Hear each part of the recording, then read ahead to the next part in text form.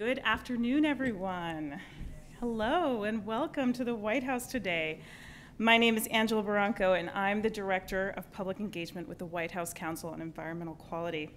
I'm so thrilled to be kicking off today's Champions of Change celebration. You're all here because of your leadership in the faith community and your commitment to the moral calling that is climate action. So a huge round of applause for all of you.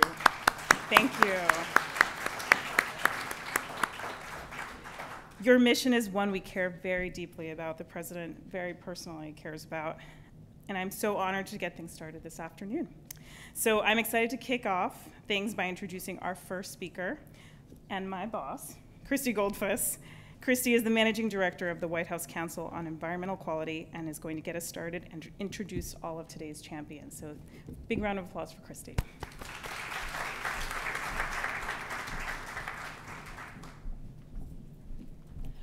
Hi, everyone. Good afternoon. I hope you were able to make it into the White House without too much trouble. Sometimes security makes it a little bit of a challenge to enter here, but I'm glad you're all here, especially on this warm day. Welcome to the White House and to the Champions of Change event. As Angela said, my name is Christy Goldfuss. I'm the Managing Director for the Council on Environmental Quality.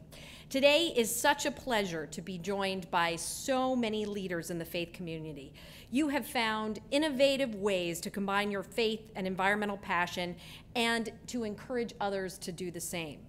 Through your educational, cultural, and grassroots efforts, the ways you have found to do this are incredibly diverse and inspiring to all of us here at the White House. From Reverend Lennox Yearwood Jr., President of and CEO of the Hip Hop Caucus, using music and celebrity endorsements to raise awareness, to Rabbi Mark Soloway, who works with a Jewish adventure camp that focused on sustainability. These leaders are truly working in ways that will inspire millions across this country and around the world. As a Catholic, it's hard for me not to recognize Pope Francis' recent encyclical. It's grabbing lots of headlines, and it has put this debate front and center here in the US, reframing for people what's at stake when we talk about climate change. In terms of wildlife, the Pope has said, because of us, thousands of species will no longer give glory to God by their very existence, nor convey their message to us. We have no such right. Such words have the power to make people stop and think about climate change in the midst of their busy lives, even just for a single moment. However, long before these headlines followed this connection between faith and climate change, these leaders, all of you here today, took it upon yourselves to act at home in a way that will have impacts both nationally and internationally and on our generation and future generations. We are here today to champion the work you have already done, but also highlight how you are leading the way so many others, inspiring them to do great environmental and climate work and preparing them to take the torch when it's handed to them. We are all finding different ways to tackle the challenge our globe is currently facing. From a changing climate on our aging infrastructure, our public lands and waters face threats on many different fronts. You know this. I know this, and of course, President Obama knows this. In his second inaugural address, President Obama made it clear his commitment in terms of his own faith, and he said, quoting, "We will respond to the threat of climate change, knowing that failure to do so would betray our children and future generations. That is how we will preserve our planet, commanded to our care by God. That's what will lend meaning to the creed of our fathers once declared." So as we look for solutions to pressing environmental challenges, we need to engage our religious communities. Just as you have done, others need to learn to do the same. We need to harness their dedication and passion and help share the sense of responsibility for our planet's well-being, because it is these traits that translate into some phenomenal environmental work, into change. And that's why you are all here today as champions of change. I will ask, I'm going to read a little bit about each one of you, and as I say your name, please come to the stage so that we can honor you one at a time. We'll start out. Huda Al-Kaf, founder and director of the Islamic Environmental Group of Wisconsin, with higher education environmental degrees from the University of Georgia. She also has experience teaching environmental studies courses at the University of Wisconsin-Madison.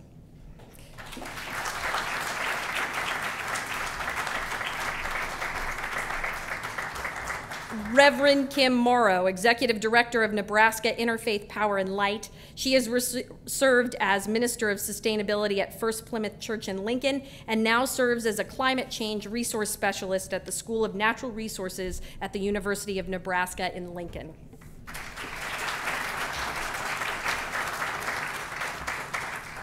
Reverend Dr. Gerald Durley has also worked within academia as he serves as the Dean of Clark University in Atlanta and the Director of the Health Promotion Resource Center of the Morehouse University School of Medicine. Dr. Durley is now using his extensive and varied background to testify before the EPA on the Clean Power Plan and to try to remove fluoride from toothpaste and drinking water.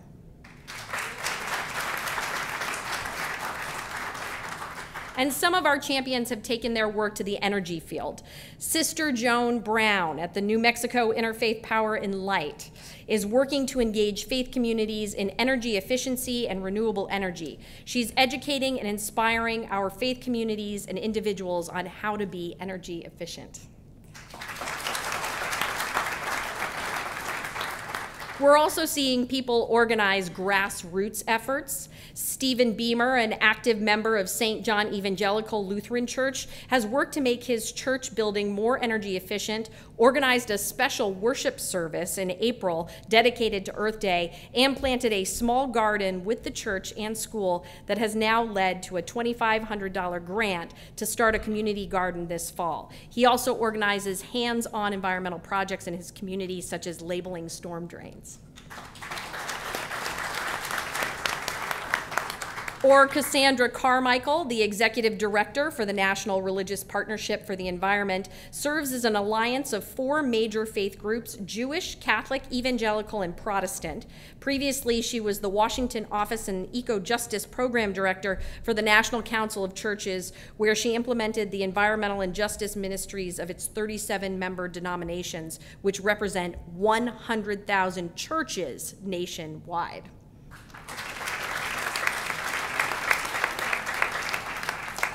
We're not only seeing this in our own nation, some of you have taken the work internationally. Sunita Vishvana, co-founder of Women for Afghan Women, has worked in women's and human rights organizations for almost 3 decades. Sunita is co-founder and board member of Sadhana, a coalition of progressive Hindus that prioritize social justice. Per her work with Sadhana, she has encouraged Hindus to live out principles of faith in action by taking care of the environment.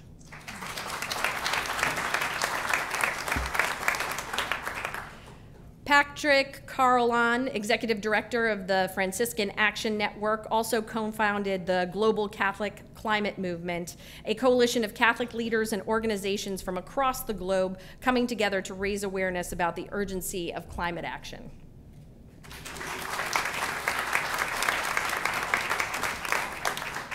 Two more left. Rachel Lamb from the Young Evangelicals for Climate Action has developed a successful Climate Leadership Fellows program that extends to 9 college campuses and across international borders in Africa.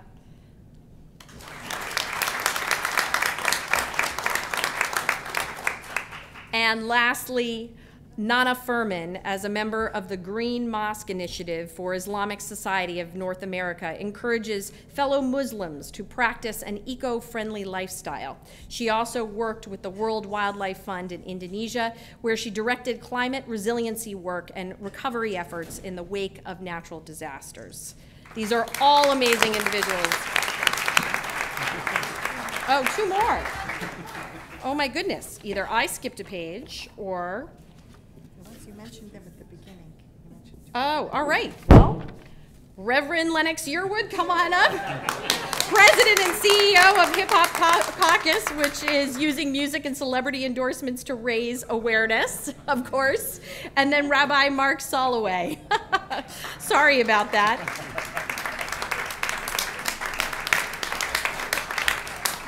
Rabbi Soloway works with a Jewish adventure camp that focused on sustainability. These leaders are all truly inspiring millions. So let's give them collectively a round of applause.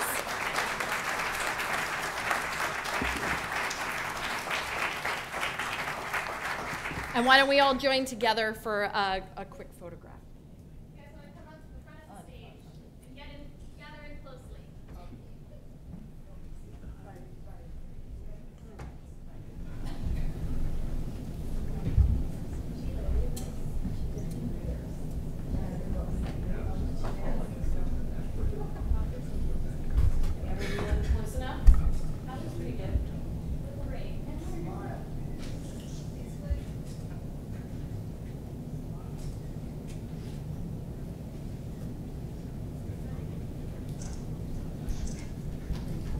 All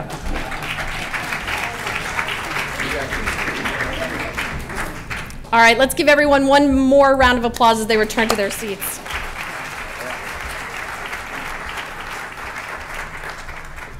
Thank you, all of you, for all of the work that you do. You will hear today from several top administration officials who will also share their thanks and support for your work.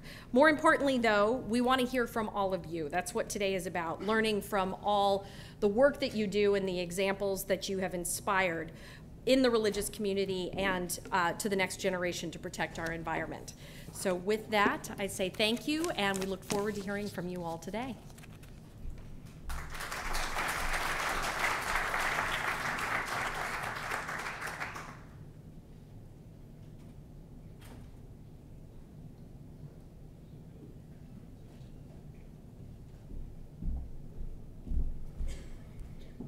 Thank you, Christy. It is truly an impressive group of faith leaders, and huge congratulations to you all, and thank you for being here today. But before we call up our first group of champions to hear from them directly, I am so pleased to introduce a leader in the civil rights and faith communities who literally needs little introduction, Reverend Al Sharpton. Reverend Sharpton has been an outspoken voice for the cause of preserving the earth and about the impact of climate change in minority communities.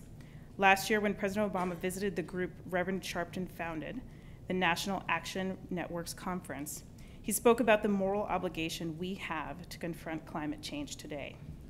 Today, I'm pleased to invite Reverend Sharpton to the stage to talk about the importance of his work on climate to the people of faith. Reverend Sharpton.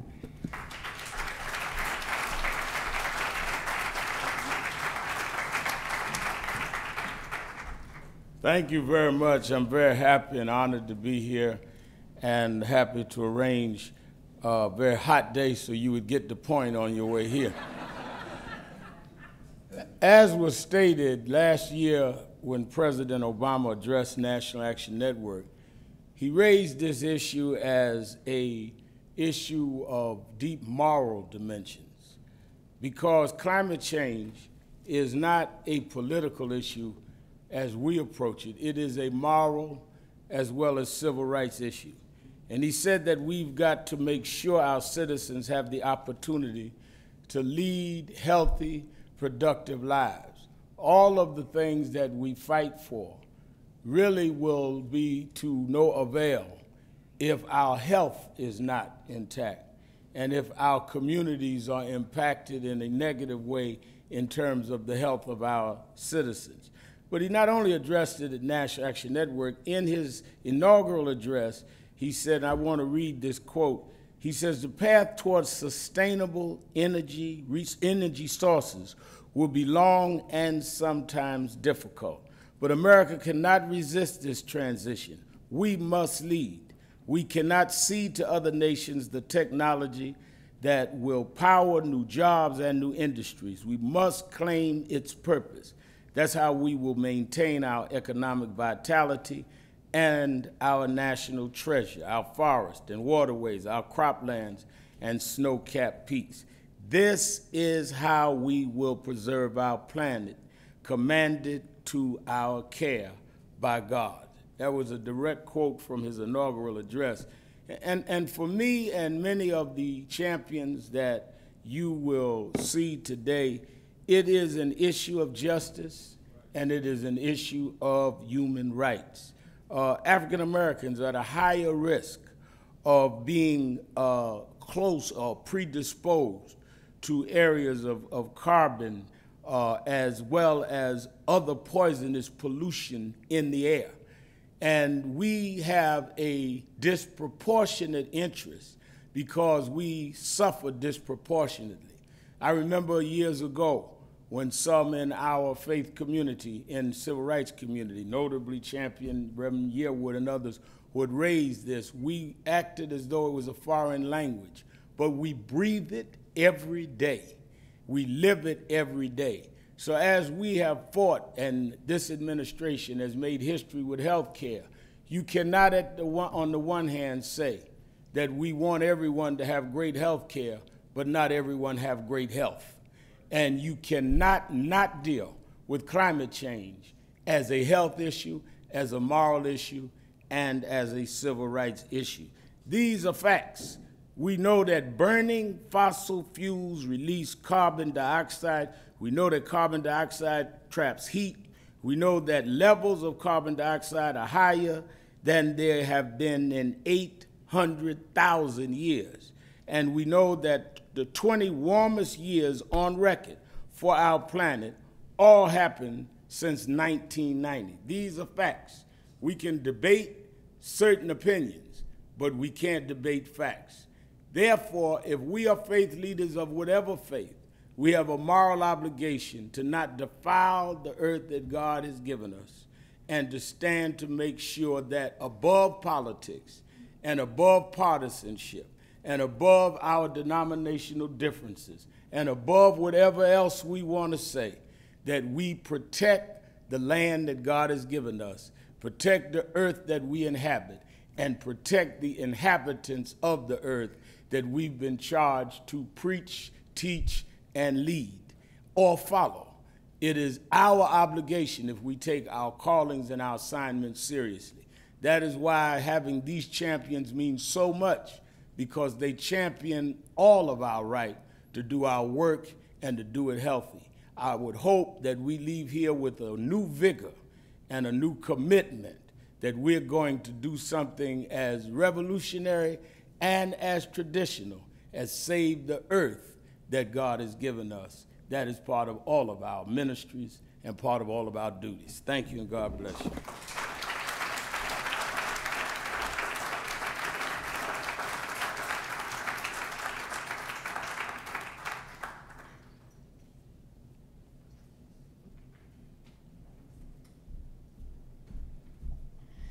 Thank you, Reverend Sharpton, and let's give him another huge round of applause.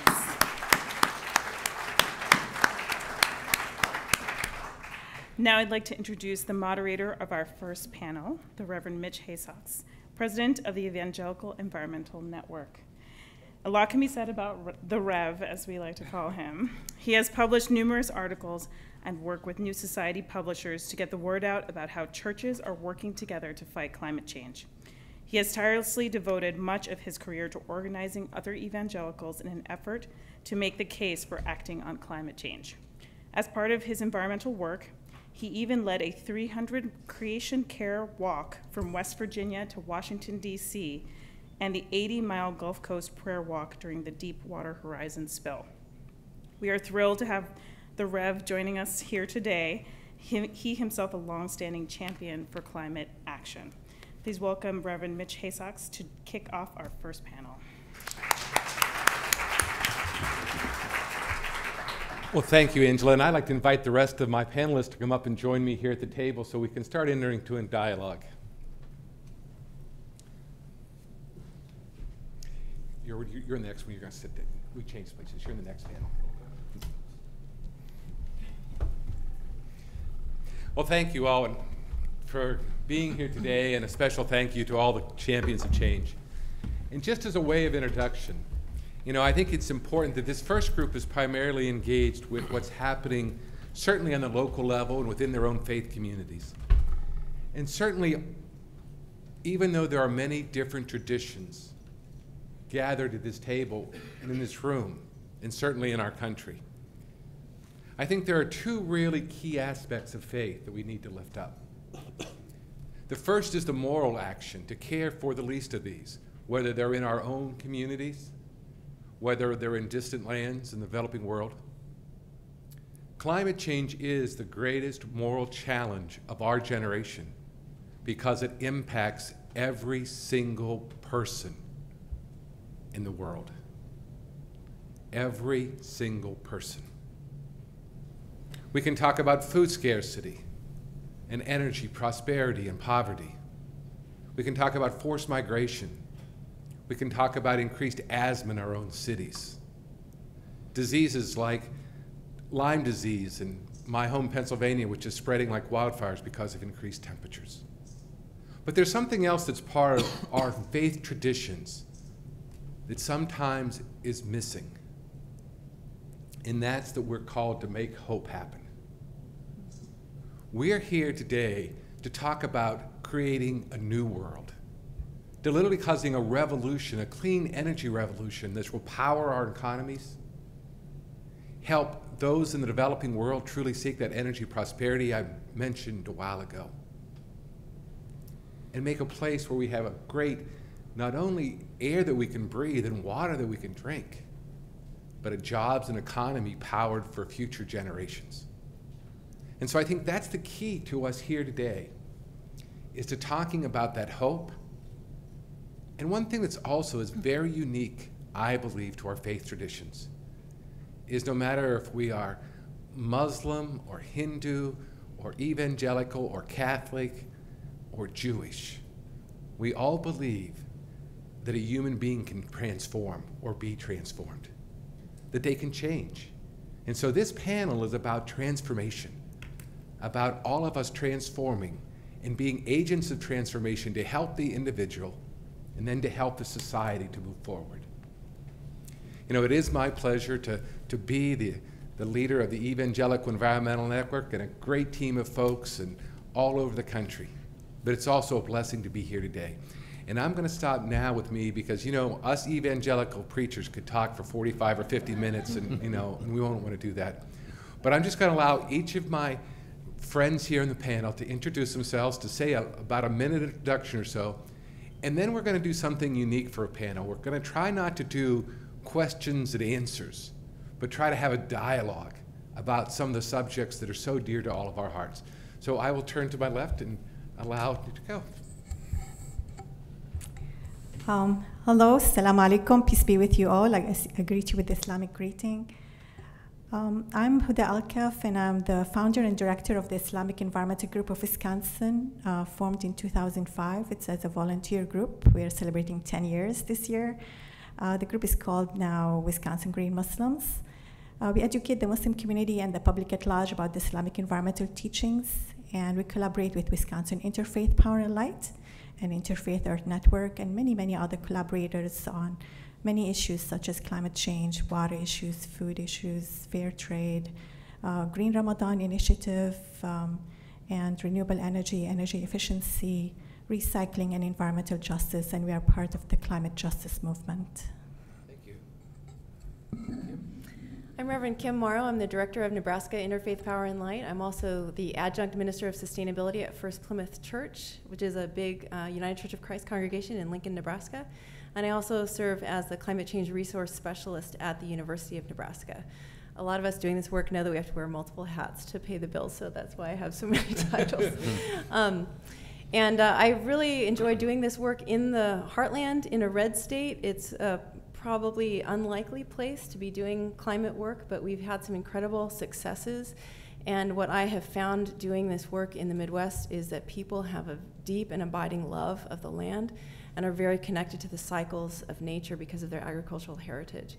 And so when we can make that connection with their love of the world and their centering in faith, we can make some real progress. So happy to be here. Thank you. Hi everyone, my name is Sunita Vishwanath, and I am a co-founder and board member of Sadhana, which is a coalition of progressive Hindus. And our organization is all volunteer as well, and we're only 4 years old. And I'm here, I'm so proud to be here, and I'm so grateful to be here. And I'm representing progressive Hindus, my colleagues in Sadhana and other organizations, especially the contingent who was in Rome advocating fiercely for climate action. Sadhana is a broad social justice organization. We're striving to connect the progressive values and principles at the heart of our faith with social action. And we want to mobilize Hindus to make loud their good deeds that they do very, very nobly but privately. And we're trying to make a force for justice in this world. Good afternoon and blessings to everyone. My name is Joan Brown. I'm a Franciscan sister. My community is based in Rochester, Minnesota. I am from New Mexico, and very happy to be here, very humbled to be here. And I bring with me many, many people who are working on these issues of faith and climate change. And there are many others that should be here that are doing much better work than I am. So in New Mexico, we work with people in education around climate change, care of creation. We help them engage in energy efficiency, renewable energy, solar, and we do public policy advocacy at the local, state, and the federal levels. And you know, I'm also an Oxfam sister ambassador on the planet as well. So we make the connections with the local and the international work. And in this work, I think what's most important, because there's so much work to be done, is that this really is a work of love. And it's the radical, revolutionary call of love, and loving all as brothers and sisters, and putting that love into action, because we are all one part of a sacred earth community. So thank you again for being here. Good afternoon. My name is Rabbi Mark Soloway.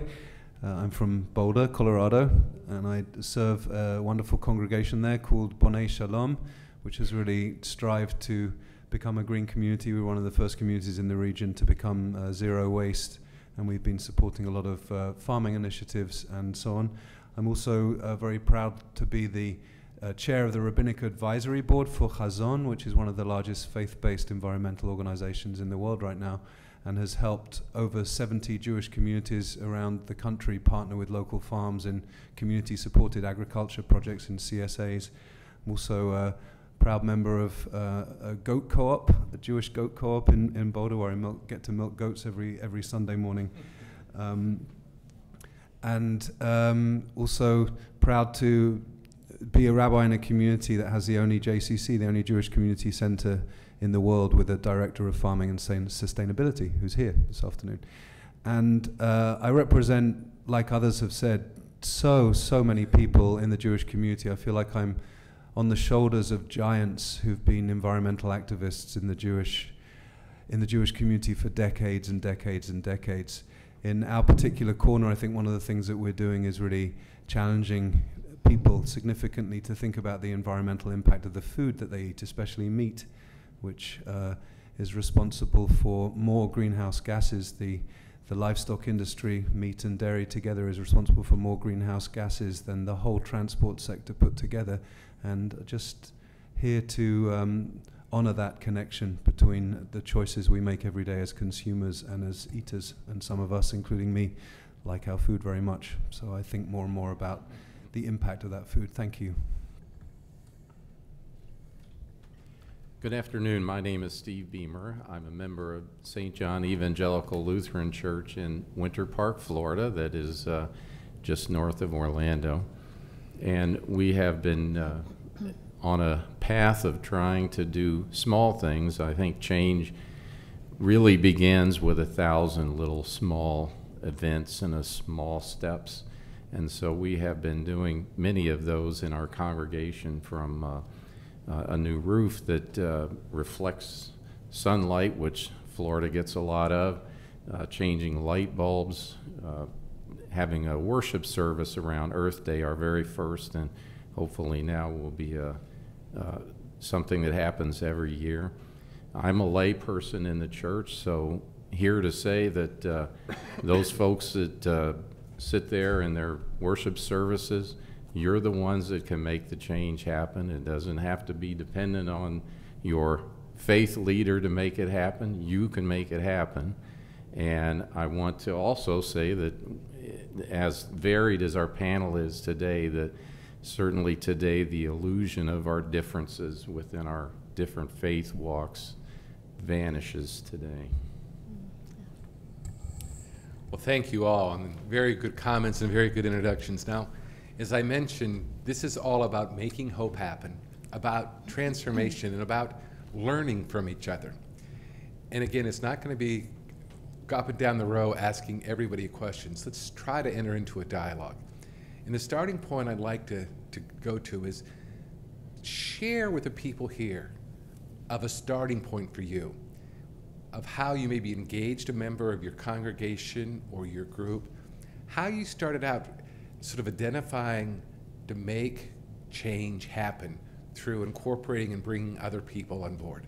So that's sort of our first dialogue question, and please just jump in and let's do it together. Okay, well, I'll start with that. And I was so nervous, I didn't know if I said that I'm the executive director of New Mexico Interfaith Power and Light, and I'm on the Interfaith Power and Light National Board, so I'll say that. But in terms of that, you know, as a Franciscan sister, there's this a comment by Francis that said, preach the gospel, and if you must, use words. And so for myself, the best way is just who you are, and showing your enthusiasm, excitement, and for affirmation of people for whatever they're doing, wherever they're starting at.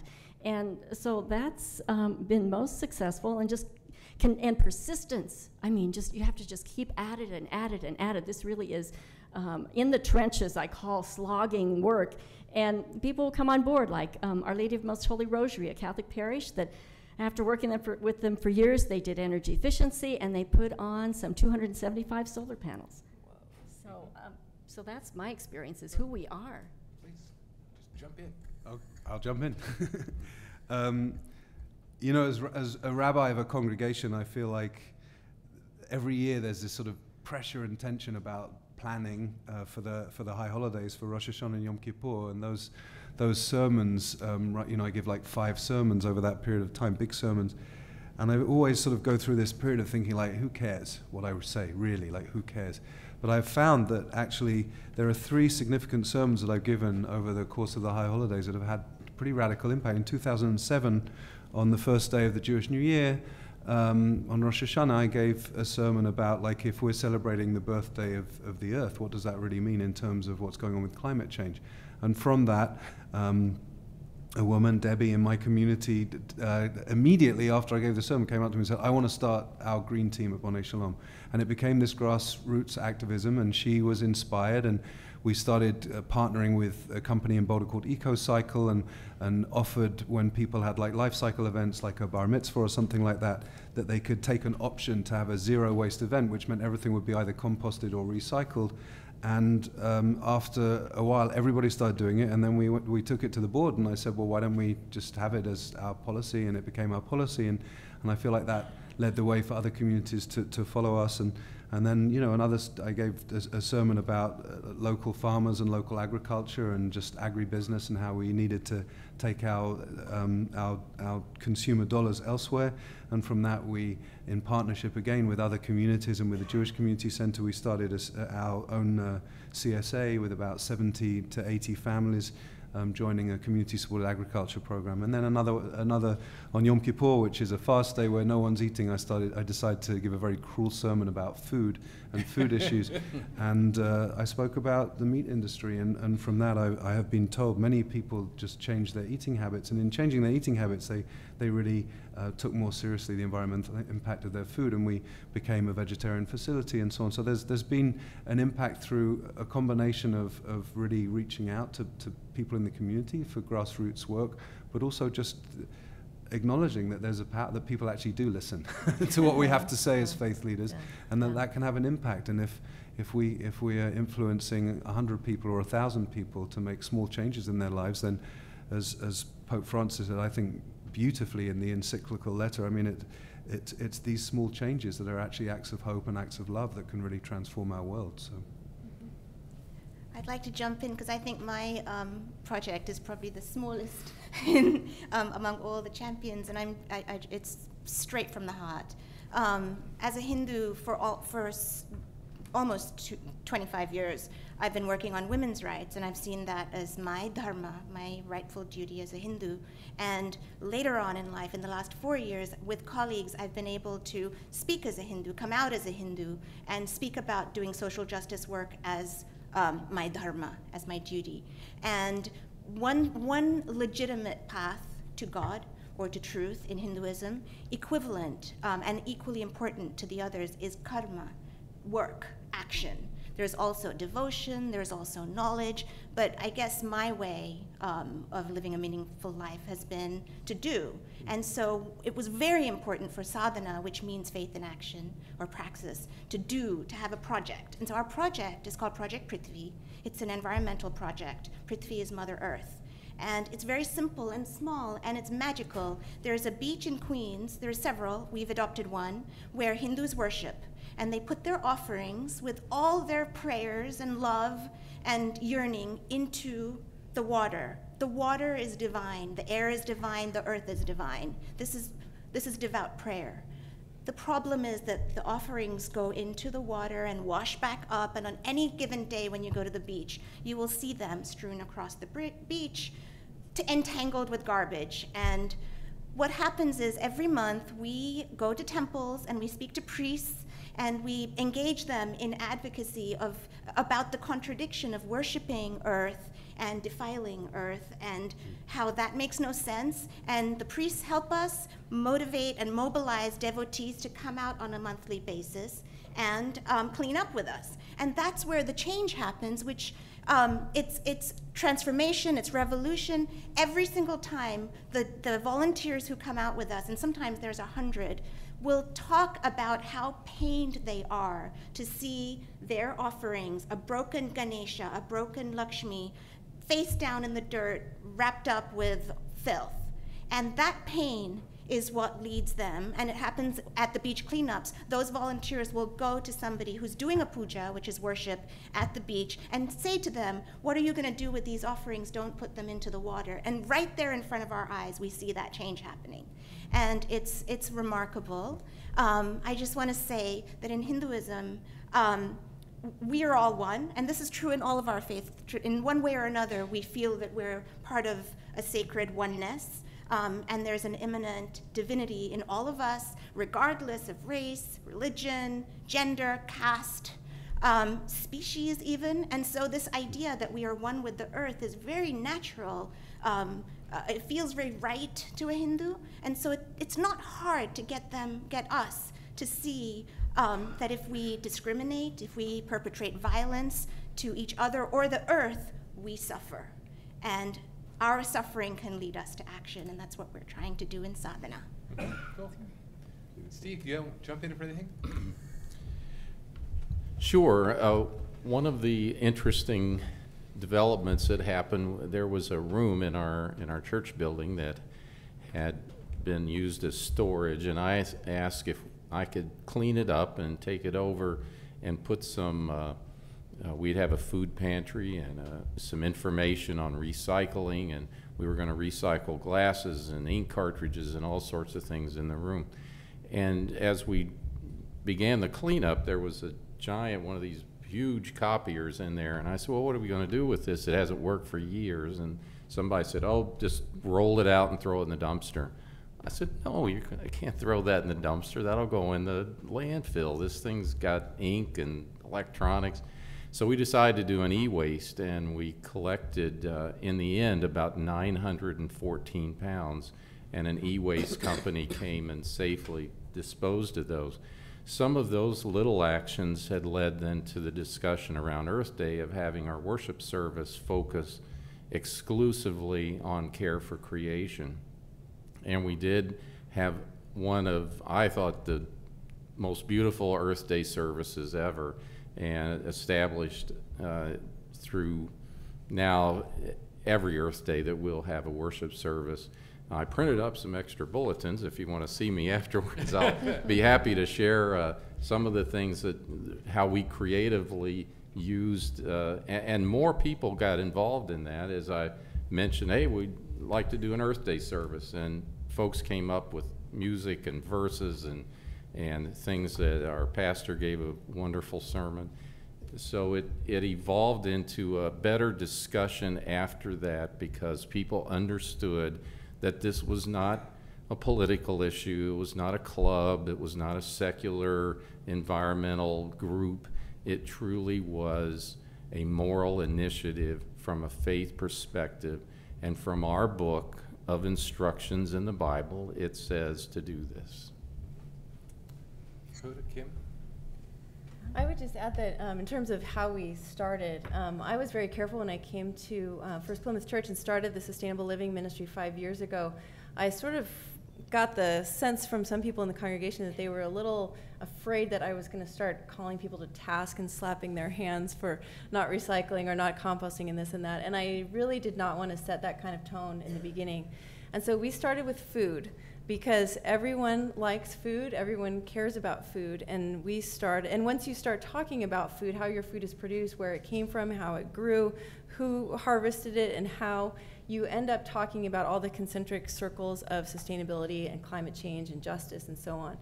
And so we started a series of organic potluck lunches and a cooking class that would be on a Saturday, and then the potluck lunch would be on the Sunday, and we would bring in a speaker from our local network of sustainability leaders, and they would give a talk. And so from the beginning, we started with a very invitational model.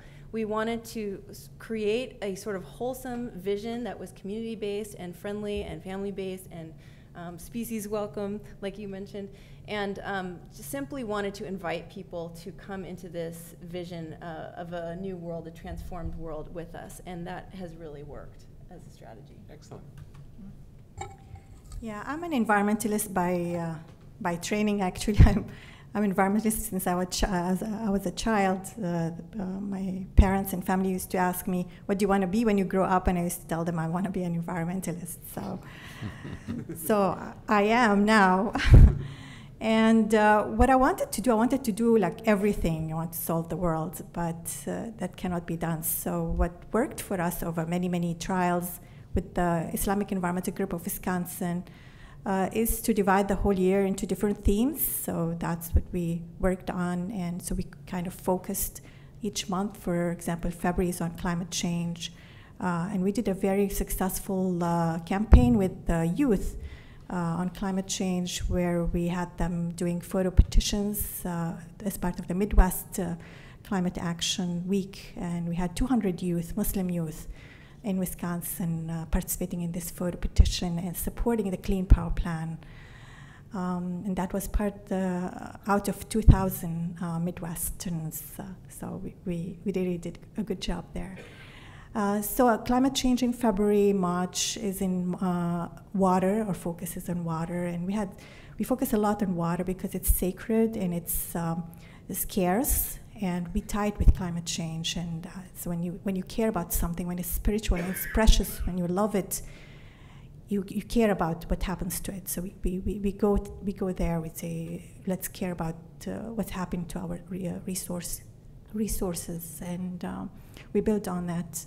We work on, and we celebrate each month whatever results we have, like if we reduced how much water we consumed. Our goal is to reach what the Prophet Muhammad used to use when making ablution, washing before prayer, wudu. He used to use a little bit of water, and we know that amount, whereas we use this amount of water a lot. So we have a goal reaching that, what the Prophet Muhammad used to use, the amount of water. And we look at the water meter every time we move around. We have a campaign around that.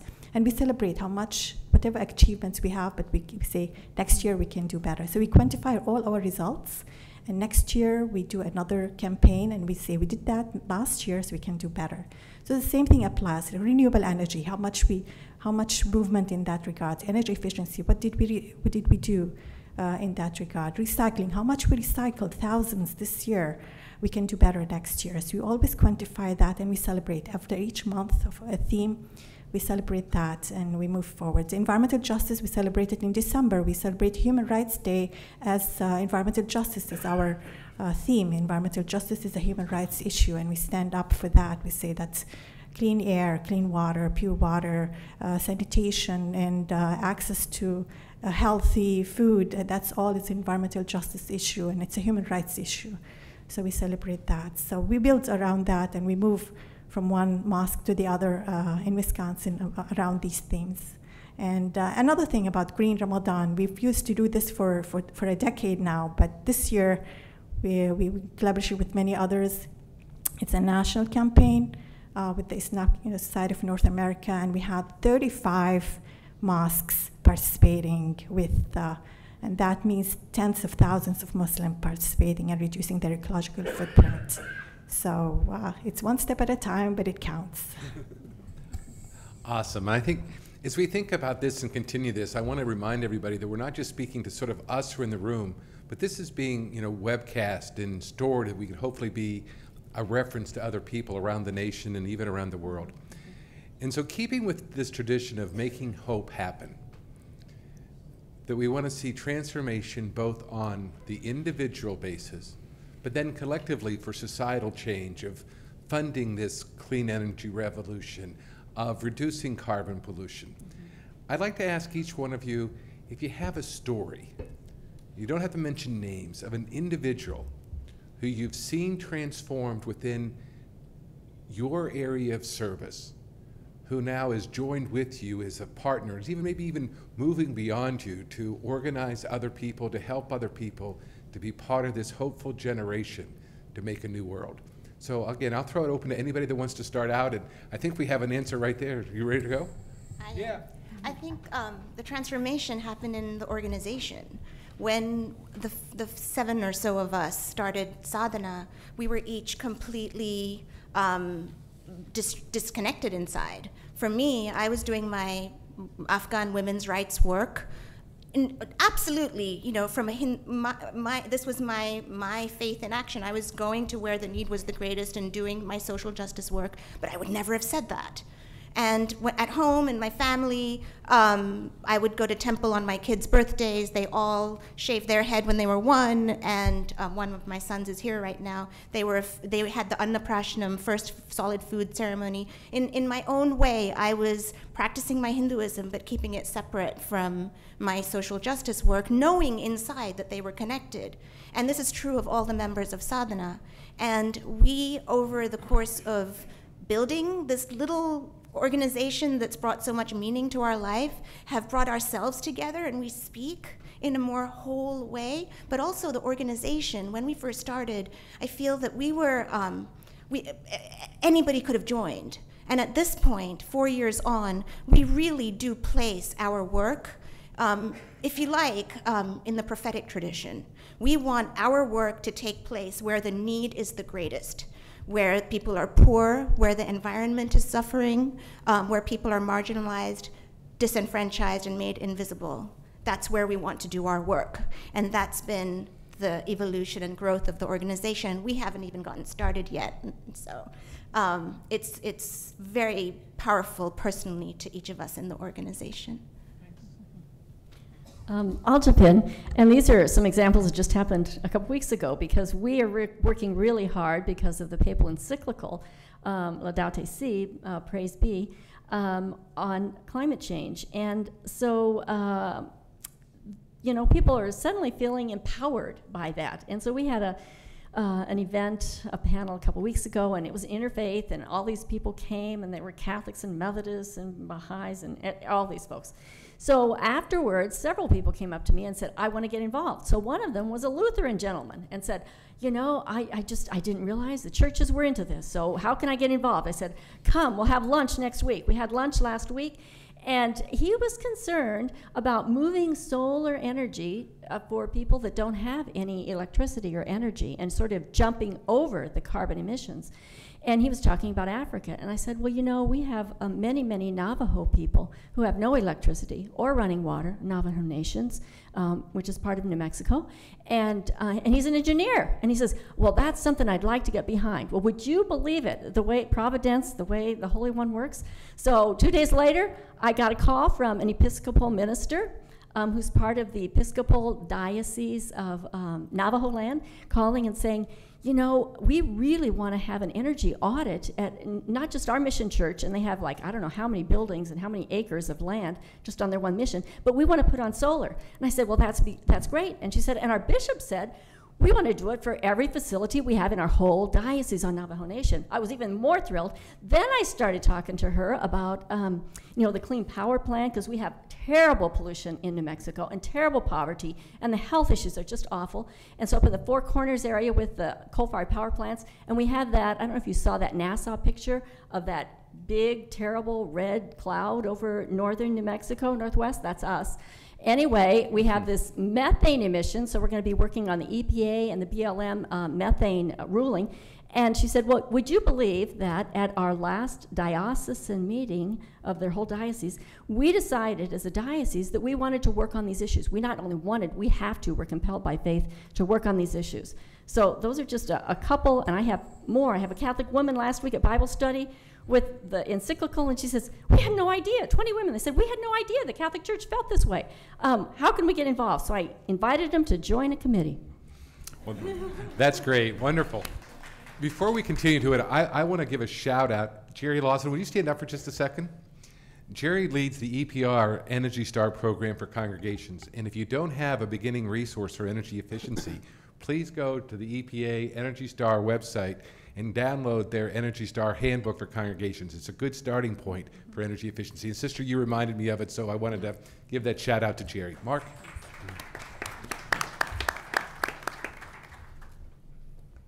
First, I want to say that I just finished reading the encyclical last night, and I find it an unbelievably inspiring document. I hope everybody's read it or is thinking about reading it. It's a very empowering and very inspiring document, I think. And I think Pope Francis definitely is speaking to all people of faith.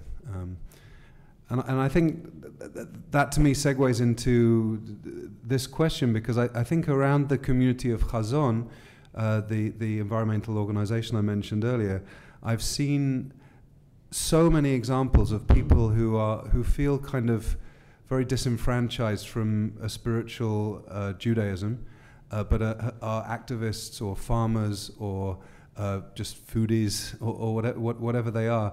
And there's something about a coming together of a really beautiful spirituality, a Jewish spirituality that really demands us to be Shomrei Adama, like guardians of the earth.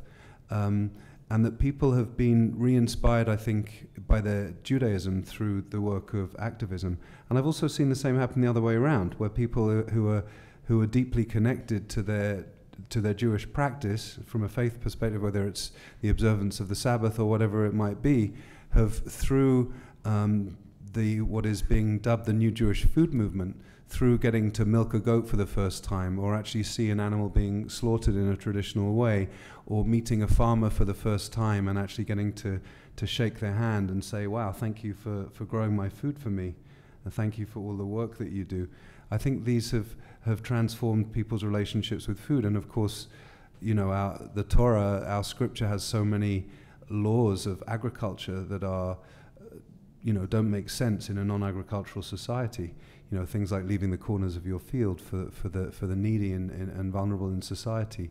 If you've harvested something during the day and you collect it and then leave it behind and then you forget about it, you're obligated according to the Torah not to go back and collect it. And some of the Jewish CSA programs around the country have built in this notion that, well, if you forget to go pick up your share from the farmers on a Thursday afternoon or whenever your pickup is, then we assume that you are donating it to people who need it more than you do. And so this re-enlivenment of ancient biblical traditions that gives us a sense of saying there are some very, very deep and core values around environmental justice, around food justice, around just sourcing our food. And there's been a really delightful coming together of people whose, I think, spirituality has been reinvigorated, and people whose activism has been reinvigorated through these partnerships. And when there are these gatherings that we have where you'll see just incredibly diverse group of people, like farmers and activists and rabbis and educators, all just coming together to celebrate a more sustainable way of looking at how we operate and how we function as community and how we operate, especially around the food that we eat. So I've definitely would say I've seen transformations in that world. Thank you. And we're going to transition now a little bit, and everybody, I'm sure, might have a story, and we can find a way to incorporate that at the end. But our organizers tell me it's time to receive some of your questions from those who are in the room. So we have microphones around the room, and so please just stand up, and I'll acknowledge you, and we'll get a microphone to you if you'd like to ask a question. And the gentleman in the back in the shirt there, please. And please identify yourself so we know who you are. And there you go. Good. Good afternoon, everybody. My name is Richard Ezeki. I'm a member of the Northbridge Urban Young Professionals Network here in D.C. and also a passionate environmentalist, as that's my day job. So I just want to, I think you talked about the story about being an environmentalist when you were young. I relate to you completely, so I really appreciate you sharing that. I wanted to ask you all about, I think one of the panelists mentioned the, I think you told a story about when you saw all the papers, and the paper in the water, and all the prayers, and you seen that was being collected in trash. I think when I heard your comment, I was thinking about, pain points. I think for a lot, especially our society, it's going to take a certain amount of like a big issue or a big situation that's going to cause some negative effect on a lot of us for people to really make a move on climate change.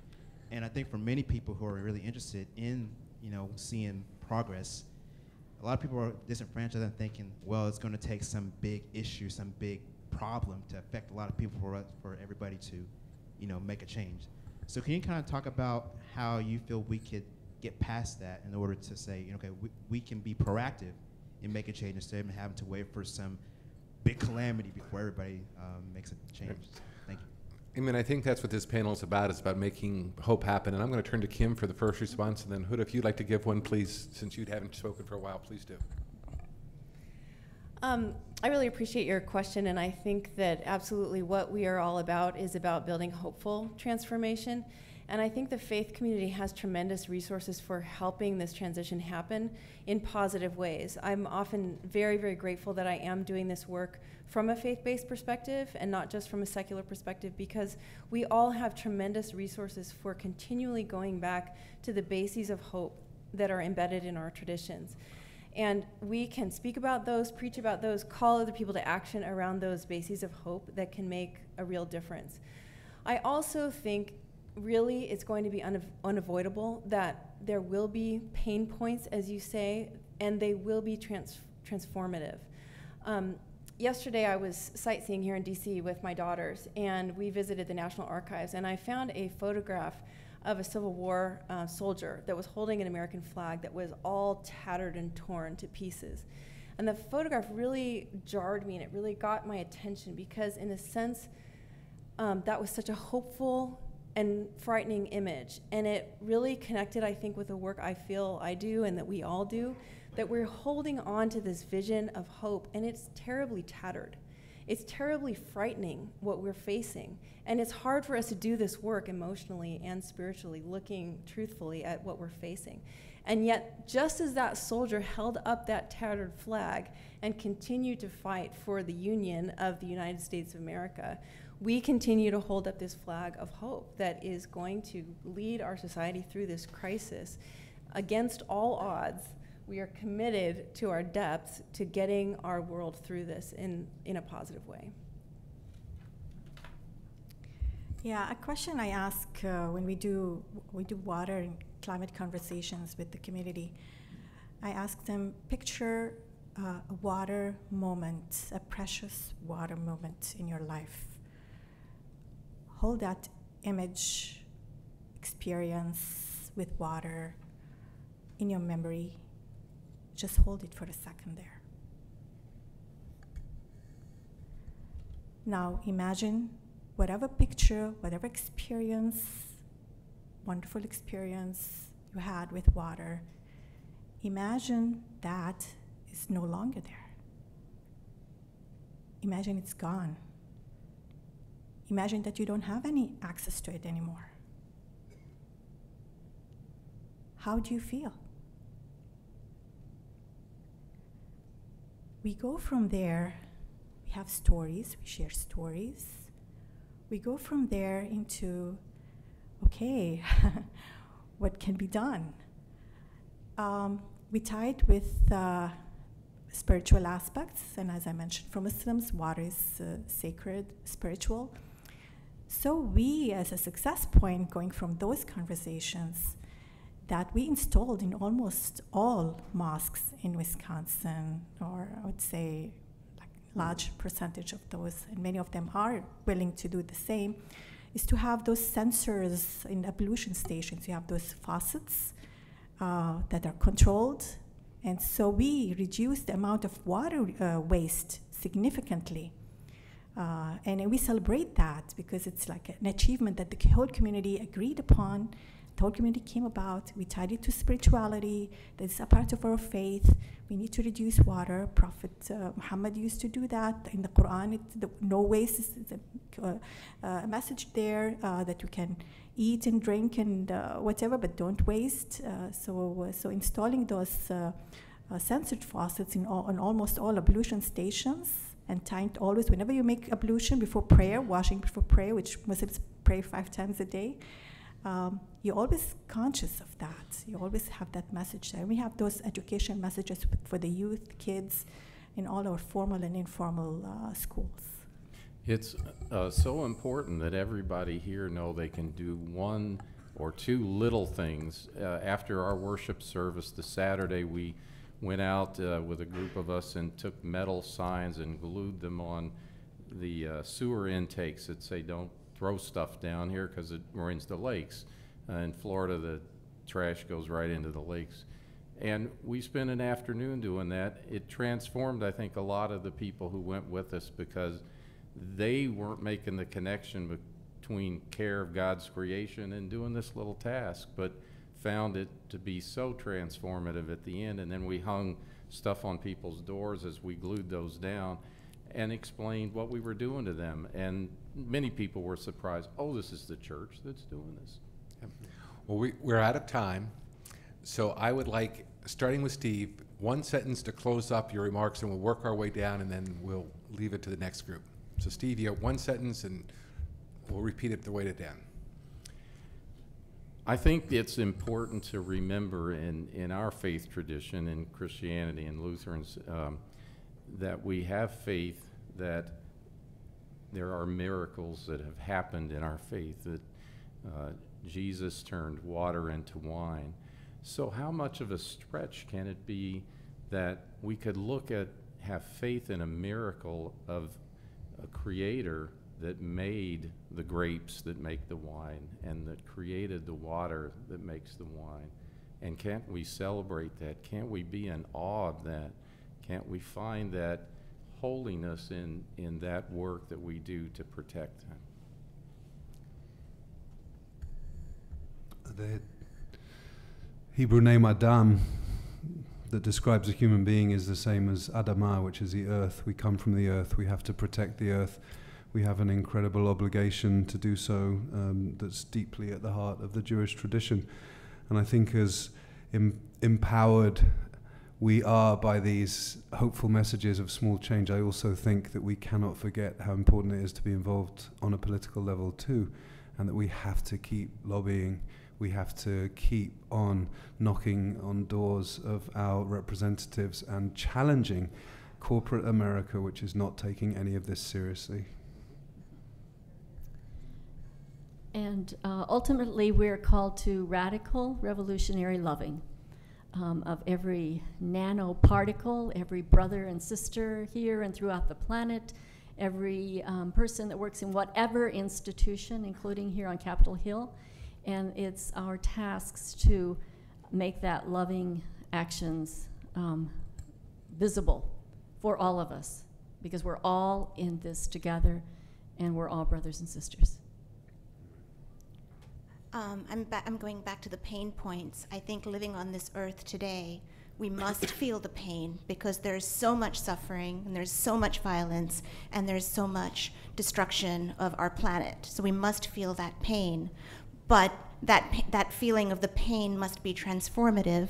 And I think that, you know, most of our philosophies and religions tell us this, but in Hinduism, once we lose that sense of separation from each other, once we feel one with this universe, there can be no selfish action.